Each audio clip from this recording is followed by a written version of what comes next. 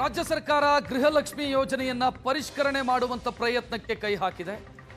ಜಿಲ್ಲಾವಾರು ಅನರ್ಹರ ಪಟ್ಟಿಯನ್ನ delete ಮಾಡಲಾಗ್ತಾ ಇದೆ. ಯಾರು ಮೃತಪಟ್ಟವರ ಹೆಸರಿಗೆ ದುಡ್ಡು ಹೋಗ್ತಾ ಇತ್ತು, ಆದಾಯ ತೆರಿಗೆ ಪಾವತಿದಾರರು ಯಾರಿದ್ರು ಪಟ್ಟಿಯಲ್ಲಿ, ಅವರೆಲ್ಲರನ್ನ ಕೂಡ ಫಲಾನುಭವಿಗಳ ಪಟ್ಟಿಯಿಂದ ಡಿಲೀಟ್ ಮಾಡಲಾಗ್ತಾ ಇದೆ.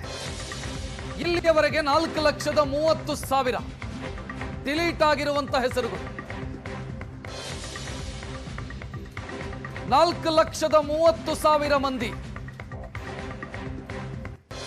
ಸದ್ಯ ಫಲಾನುಭವಿಗಳ ಪಟ್ಟಿಯಿಂದ ಆಚೆ ಹೋಗಿದ್ದಾರೆ. ಟೋಟಲ್ ಇದ್ದಿದ್ದು 1,31,00,000. ಅದರಲ್ಲಿ ಈಗ 4.3 ಲಕ್ಷ 4,30,000 ಮಂದಿಯನ್ನ ಪಟ್ಟಿಯಿಂದ ತೆಗೆದು ಹಾಕಲಾಗಿದೆ. ತಿಂಗಳಿಗೆ 2,000 ರೂಪಾಯಿ ಅಂತ ಲೆಕ್ಕ ಹಾಕಿದ್ರೆ 4,30,000. ಸೊ ಅಲ್ಲಿಗೆ 86 ಕೋಟಿ ತಿಂಗಳಿಗೆ ಉಳಿಯುತ್ತೆ ರಾಜ್ಯ ಸರ್ಕಾರಕ್ಕೆ. ವರ್ಷದ ಲೆಕ್ಕ ಹಾಕಿದ್ರೆ 1,030 ಕೋಟಿ. ರಾಜ್ಯ ಸರ್ಕಾರದ ಪ್ಲಾನ್ ಇರೋದೇ 2ರಿಂದ 3,000 ಕೋಟಿಯಷ್ಟು ಉಳಿಸಬೇಕು ಈ ಯೋಜನೆಯಲ್ಲಿ, ಅನರ್ಹರನ್ನ ಹೊರಗಿಡೋ ಮುಖಾಂತರ.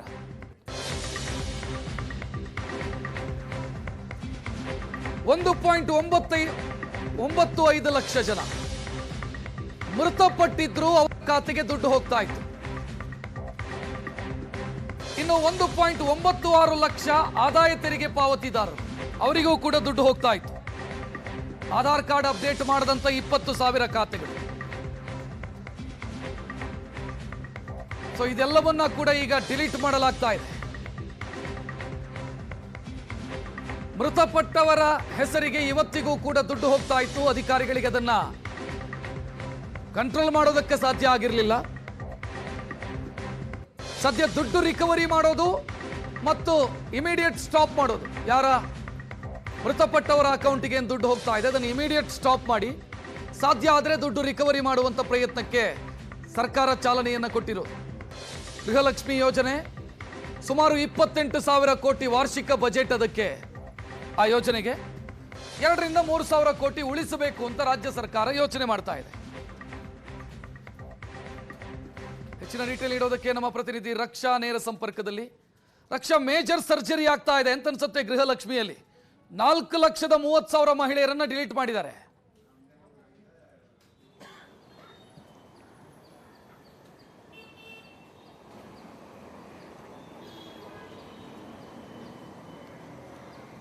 ಎಸ್ ರಕ್ಷಕ್, ನಿಜವಾಗ್ಲೂ ಕೂಡ ಇದು ಮೇಜರ್ ಸರ್ಜರಿನೇ. ಯಾಕಂದರೆ 5 ಗ್ಯಾರಂಟಿ ಯೋಜನೆಗಳ ಪೈಕಿ ಅತಿ ಹೆಚ್ಚು ಹಣವನ್ನು ಇದೇ ಯೋಜನೆಗೆ ಬಳಕೆ ಆಗ್ತಾ ಇರ್ತಕ್ಕಂಥದ್ದು. ಹಾಗೆ ಈ ಯೋಜನೆಯಲ್ಲಿ ಸ್ಪೆಷಲಿ ಹೇಳ್ಬೇಕಂದ್ರೆ ಮೃತರಿಗೂ ಕೂಡ ಹಣ ಹೋಗ್ತಾ ಇತ್ತು ಅಂತಕ್ಕಂಥದ್ದು. ಸೊ ಇರುವವರ ಒಂದು ಜೀವನಕ್ಕೆ ಆಧಾರವಾಗಲಿ, ಹೆಣ್ಮಕ್ಳು ಯಾರ ಕೈಯಲ್ಲೂ ಕೂಡ ಯಾರ ಮುಂದೆಯೂ ಕೈ ಚಾಚದಂತೆ ಜೀವನ ನಡೆಸುವಂತಾಗಲಿ ಅನ್ನುವಂಥ ಕಾರಣಕ್ಕಾಗಿ ವಯಸ್ಕರಿರ್ಬೋದು, ಹಾಗೆ ವಯಸ್ಸಿನ ಹಿರಿಯರಿರ್ಬೋದು, ಅವರಿಗೆ ಹೆಲ್ಪ್ ಆಗಲಿ ಅಂತ ಮಾಡಿದಂಥ ಯೋಜನೆ. ಸತ್ತಿರವರ ಹೆಸರಲ್ಲೂ ಕೂಡ ಹಣ ಹೋಗ್ತಾ ಇದೆ. ಅದನ್ನು ಕೂಡ ಡ್ರಾ ಮಾಡಿರುವಂಥ ಒಂದು ಘಟನೆಗಳು ನಡೆದಿದೆ.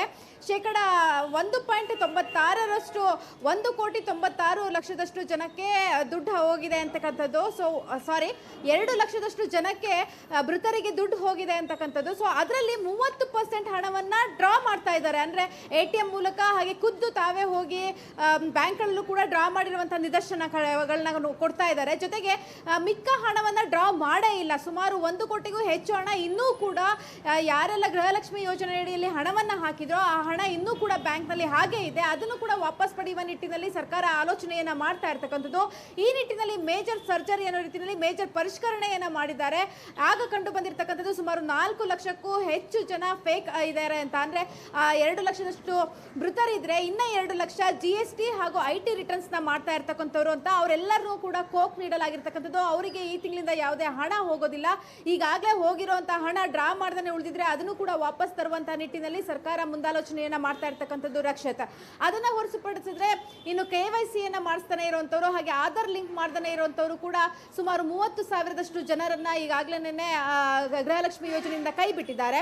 ಆದ್ರೆ ಆಧಾರ್ ಲಿಂಕ್ ಹಾಗೆ KYC ಯನ್ನ ಮಾಡಿಸಿರುವಂತವರು ಒಂದಷ್ಟು ಪ್ರೋಸೆಸ್ಗಳನ್ನ ಮಾಡಿ ಅದನ್ನ ಮತ್ತೆ ಪಡೆಯುವಂತ ನಿಟ್ಟಿನಲ್ಲಿ ಒಂದಷ್ಟು. ಥ್ಯಾಂಕ್ ಯು ರಕ್ಷಾ ಮಾಹಿತಿಗೆ.